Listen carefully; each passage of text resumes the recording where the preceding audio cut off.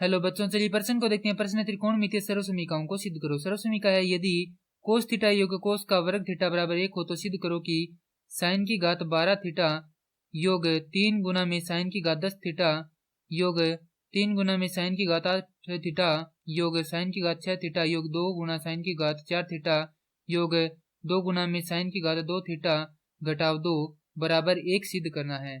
तो प्रश्न को आगे हल करें उससे पहले जो प्रश्न की मुख्य अवधारणा है उस पर विचार करते हैं। तो इस प्रश्न के लिए जो मुख्य अवधारणा है वह हो जाएगी त्रिकोणमिति। अर्थात हम यहाँ पर यह देखेंगे कि त्रिकोणमिति क्या होती है। तो किसी त्रिभुज के कोणों तथा भुजाओं में संबंध का अध्ययन त्रिकोणमिति कहलाता है। अब दिया गया है कि कोस थीटा योग कोस का वर्ग थीटा बराबर है 1। तो इसे थोड़ा हल करेंगे तो हमारे पास आएगा कोस थीटा बराबर 1 घटाव कोस का वर्ग थीटा।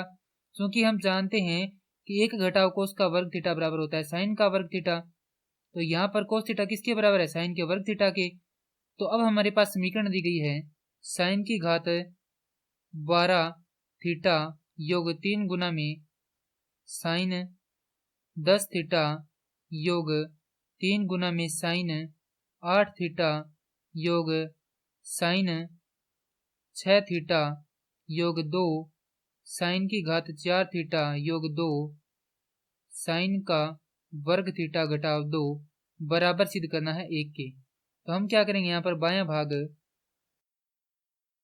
तो हमारे पास बायां भाग है साइन की घात 12 थीटा। इस प्रकार भी लिख सकते हैं साइन की घात 4 थीटा की घात 3 योग 3 गुना में इसे लिख सकते हैं साइन 4 थीटा माफ कीजिए साइन की घात 4 थीटा का वर्ग गुणा में साइन का वर्ग थीटा योग इसे लिख सकते हैं 3 गुना में साइन की घात 4 थीटा गुणा में साइन के वर्ग थीटा का वर्ग योग इसे लिख सकते हैं साइन वर्ग थीटा की घात 3।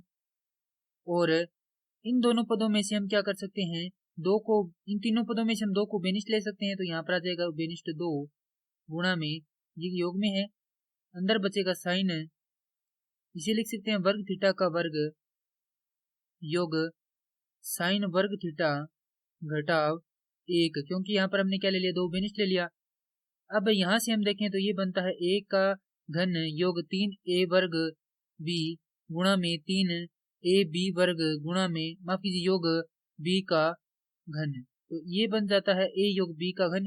a है हमारे पास यहाँ पर साइन की घात 4 थीटा योग b है हमारे पास साइन का वर्ग थीटा और इस संपूर्ण का घन योग 2 गुणा में। अब जैसा कि हम साइन के वर्ग थीटा को लिख सकते हैं कोस का वर्ग थीटा, तो कोस का माफ कीजिए कोस थीटा, तो कोस का वर्ग थीटा हो जाएगा यहाँ पर, क्योंकि जो साइन का वर्ग थीटा उसका क्या है, वर्ग है। तो ये हो जाएगा कोस का वर्ग थीटा योग साइन का वर्ग थीटा घटाव 1।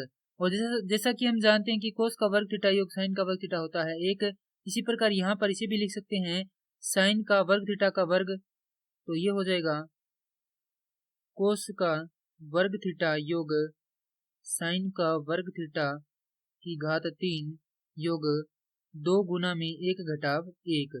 तो ये भी क्या हो जाएगा, यहाँ पर है कोस का वर्ग थीटा योग साइन का वर्ग थीटा 1 हो जाएगा और 1 का घन होता है 1 योग 2 गुना 0। हल करेंगे तो हमारे पास आएगा 1।